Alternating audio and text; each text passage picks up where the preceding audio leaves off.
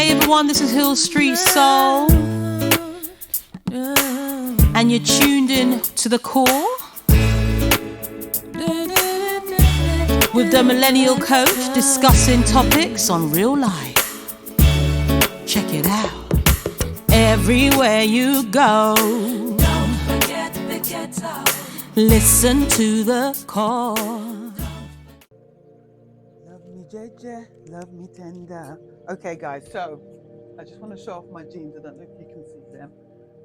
The only reason I'm showing them off, right, is simply because I bought these shoes in 2003. Jeans 2003. So I just want to show off that I'm still able to fit into them.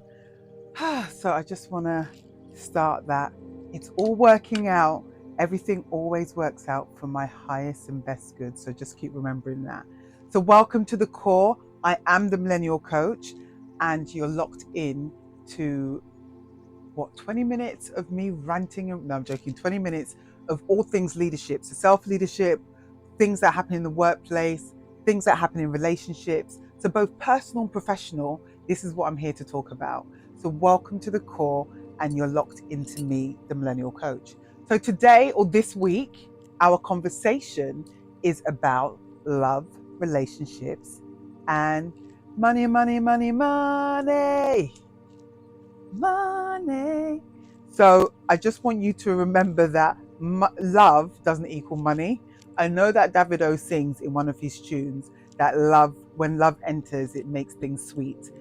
He's not wrong to a degree, but there's a lot of things that go on before you need to trust someone enough with your money and all your investments. So you don't just give somebody access to what you've built, worked, killed yourself for, and just say, there you go, darling. No, people, and that's for men and women, people have to prove themselves, okay? So love, money, and relationships. I love this subject because it's something that lets people really think about, do I get into a relationship with this person? Because when you're in a relationship with somebody, you're in it with their entire family, their debts, their warts, and everything else. So I just want to highlight, relationships are a collaboration, it's a partnership, and it's an experience of compromise. So remind yourself, when you're in a relationship, what is your why? Is it simply because you absolutely love this person for who they are and they make you a better version of yourself? Is it because you don't want to be lonely? Is it because you don't want to die alone? Some people, that's their situation. Not mine, but theirs.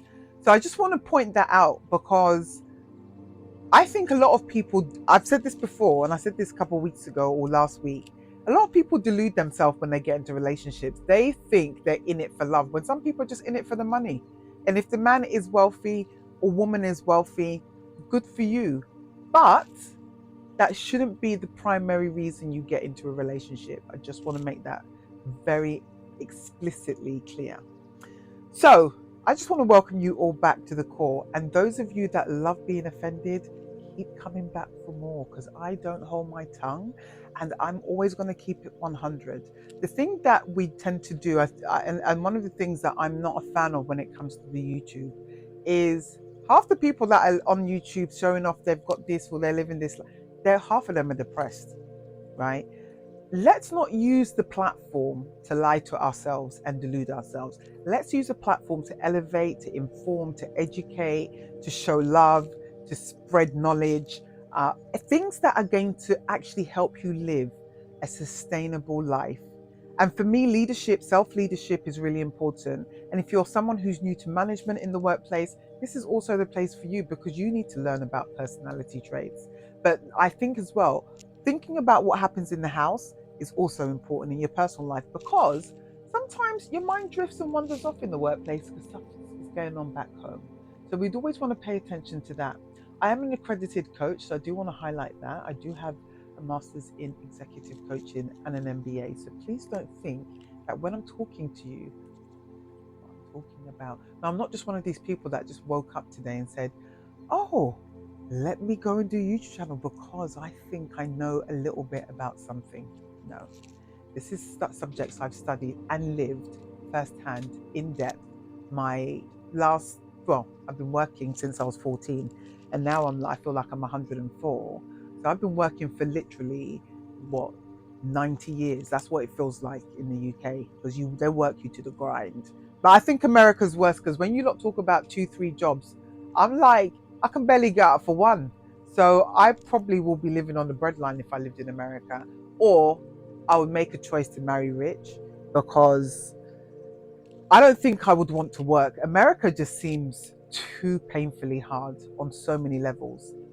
So let's get into the conversation. But before we do, I've got a TV recommendation and a hot topic. So let's go. Yalla, yenko. So if you don't understand what I'm saying, let's go in Arabic is yalla. And that I love that word when I moved there. And yenko is she for let's go. So yenko, yalla, let's go. Okay.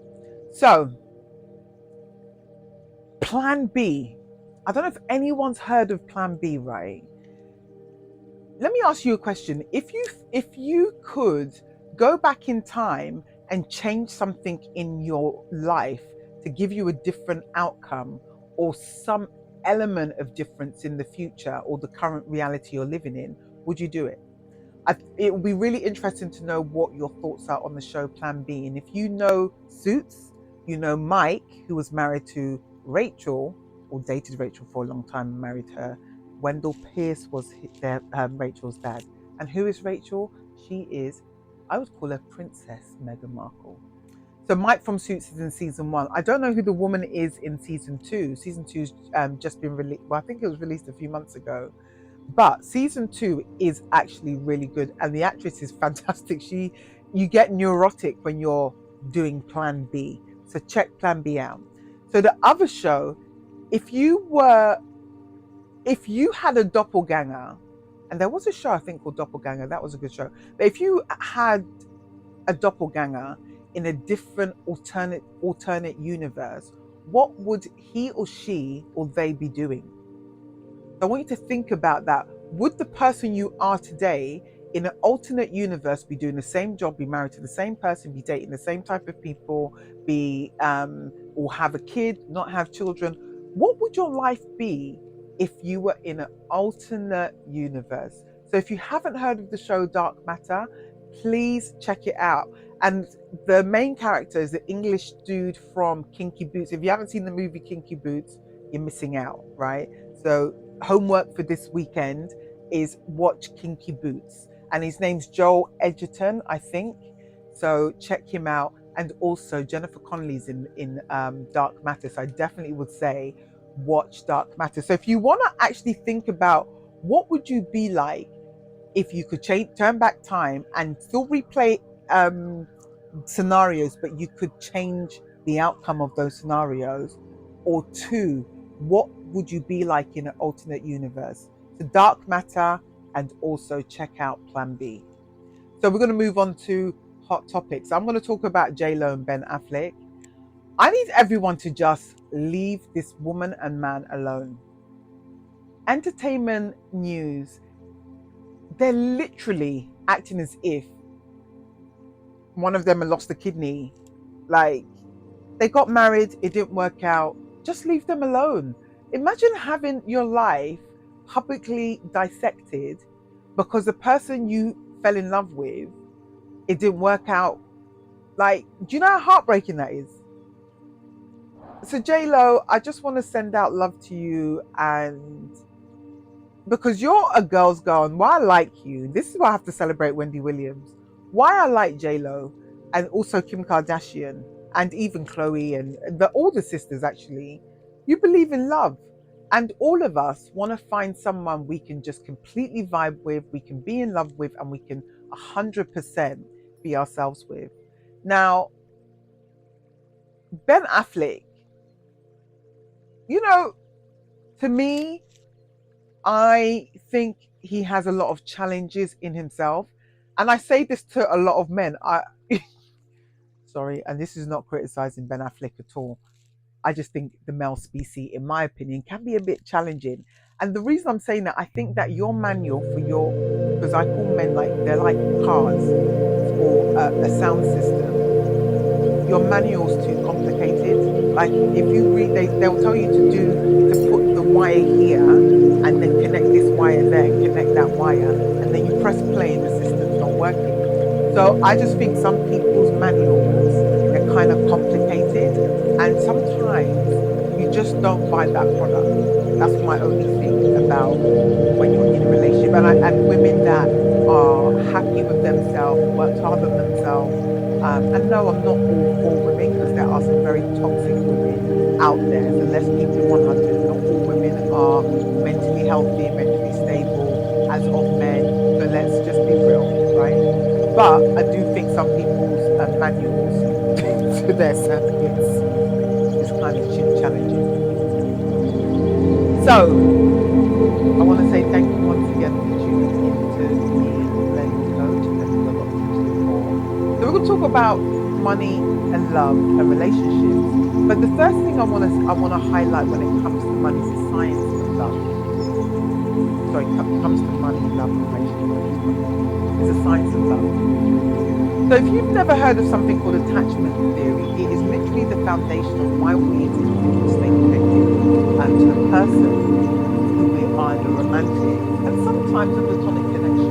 Not just because I've got male friends, right, that I really respect as siblings. They're like extra siblings to me. So my attachment to them, it can be, but it's not dependent. So if you have a codependent relationship, that means that you're actually in an unhealthy relationship, something you need to look at. But if you're in a healthy relationship, you're not going to be emotional if you don't hear from the person for how many years. You're not going to be emotional if the person can't speak to you for a long time when they do call you. People have lives, their kids, their wives. In my situation, with my married male friends, their wives might be calling them, or they're out with their families and whatnot. So I don't get offended, because at the end of the day, that's their life. Do you get what I'm saying? So, but to have a romantic relationship, so when we talk about love and romance and money, you need to have a level of safety in order to stay committed. And I really want you to consider, do I feel safe in the current relationship I'm in? And that also, to me, from a platonic work perspective, that also translates. Do you feel psychologically, mentally safe in those relationships? And sometimes physically, do you feel safe? And if the answer is no, you need to basically go back to the drawing board and have to think about what is it that is making you feel unsafe. Okay? We don't spend enough time thinking about the values and beliefs we have as we grow in relationships. We tend to, as humans, this is our human element, we tend to complain about what we don't like and what we do like. But to be honest, if you were to take a step back and ask yourself, is the relationship as it stands today in line with the values that I stand for today? Your values may change, absolutely fine. There's nothing wrong with values that change as you grow, things you like last week, you don't like today, so that's fine. But think, if you are in a space with somebody, particularly your relationship, you've got to ask yourself, are your needs being met?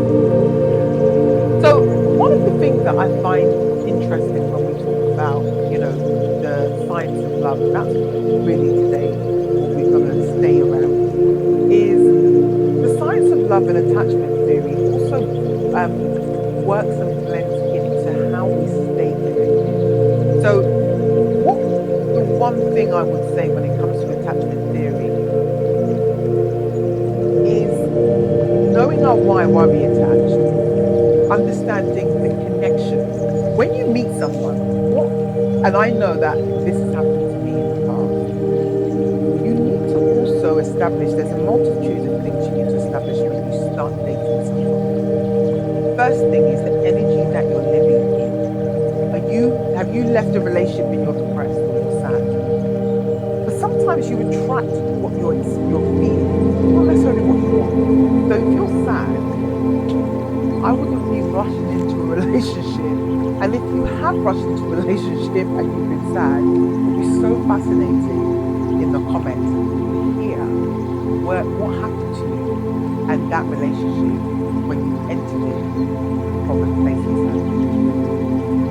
So that is also building a bond. So you could potentially be building a trust because your sadness and their sadness becomes one. And I don't want to become one with sadness, I want to become one with joy. So think about that. The other thing about connecting with people is, I said this before, and I think it's really important, and I will highlight, where's the book? The Values Factor by Dr. John DeMartini. Is it DeMartini? Yeah, DeMartini.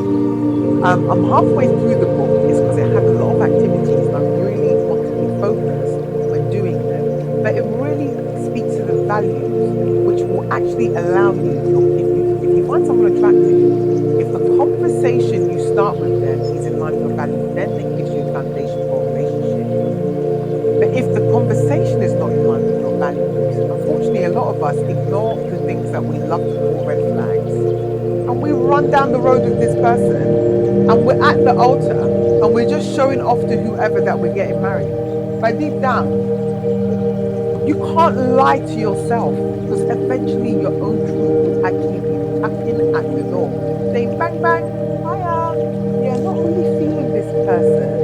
And, I know we did the wedding and all that, but I just don't think it's like working out.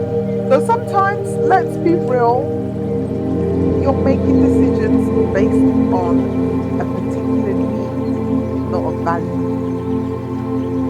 Think about it. You make a decision based on a particular need. It doesn't necessarily mean that you are entering into a space that honors and respects your values. Capiche? If you do want to maintain a connection, so you establish that, okay, I've met somebody, I really respect their values, they're really in line with my values. They know how to articulate themselves in a way that works for me. So it doesn't matter if the person is not very well educated. If someone can convey something to you and you're able to receive it, their articulation works in your favor, and that is the importance of connection. We're not talking about class here, we're not talking about race here, we're talking about understanding. So that actually creates a really healthy connection, is actually having that bond, right? When you're actually dating, in order to have a healthy attachment, you have to give each other attention. Why is Emmanuel so sighing? He is sighing because, have you gone to a restaurant and then two people, they're on their phone? Just the reason I'm like, oh, I just can't. You can't go out with me. If you want to date your phone, date your phone. What you see? That means intrigue. Do you understand? If you want to date your phone, date your phone. Do not take somebody out. And this is also platonic and romantic. If I'm expecting a call and somebody has specifically said to me they're going to call me for a particular reason that is really important, I'm actually going to tell the person before we even sit down, I'm expecting to call at X time.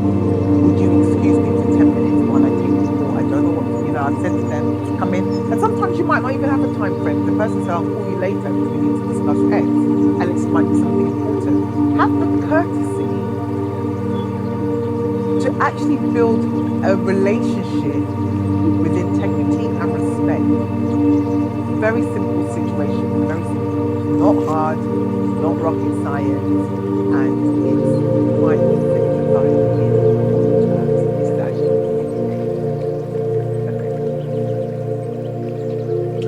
communicate. When you, and I will say this to married couples, and I love I love America. I need to remind you, when you sneeze, the UK, when you catch a cold, the UK sneezes. We never did prom. We never had prom. We didn't even know what that was until probably about 10 years ago. I think parents really wish you Americans and the internet wasn't present, because that's costing people excess amount of money they ain't got, right? That's the first thing, America. The second thing, America, is the dating thing. I think you've messed it up for a lot of guys, because they already don't even want to date girls on a regular. So when they marry, they're probably like, these people, man. I think it's healthy. I think when you marry, you have to keep the vibe going. You've got to keep dating each other. And the thing is, when you date, create a theme, ask questions, have some cards, some dating cards, even if it's sex cards. You've got to make yourselves appealable to each other in different ways. You might even do a pub quiz night. It might even be something that you would never consider doing, i.e., myself. I don't know. If you want to date me, I want you to take me skydiving. That's the kind of dates, or we could go supercar racing. That's the kind of dates I enjoy. Lewis Hamilton.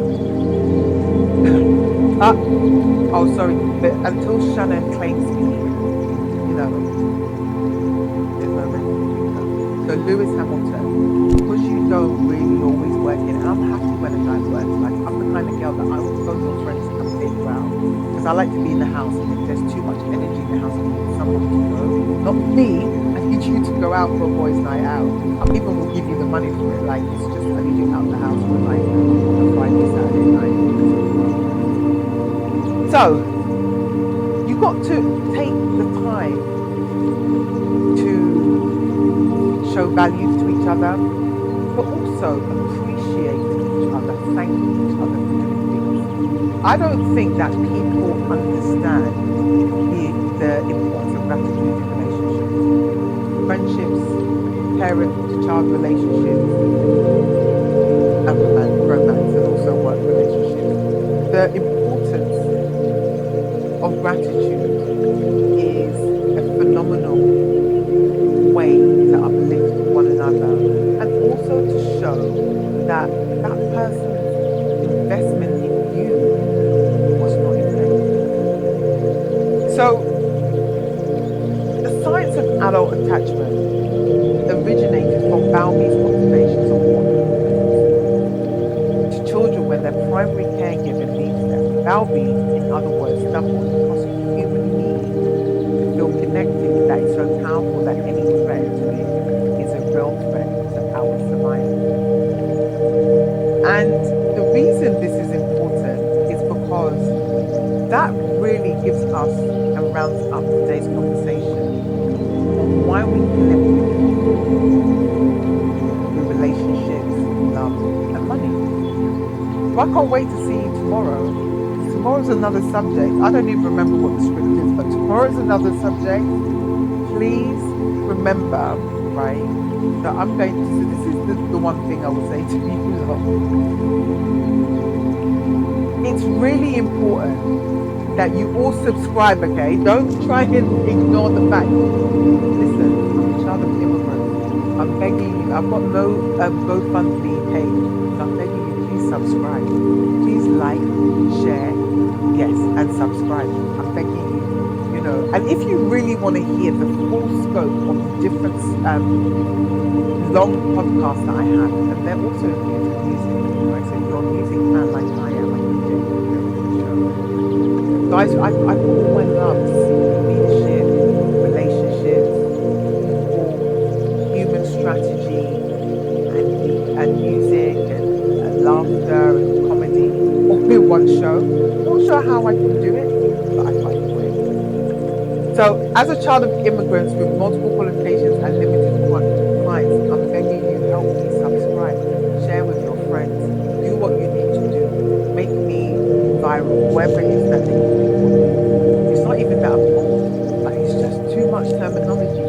Our brains are literally going at 1,000,000,000 miles per hour.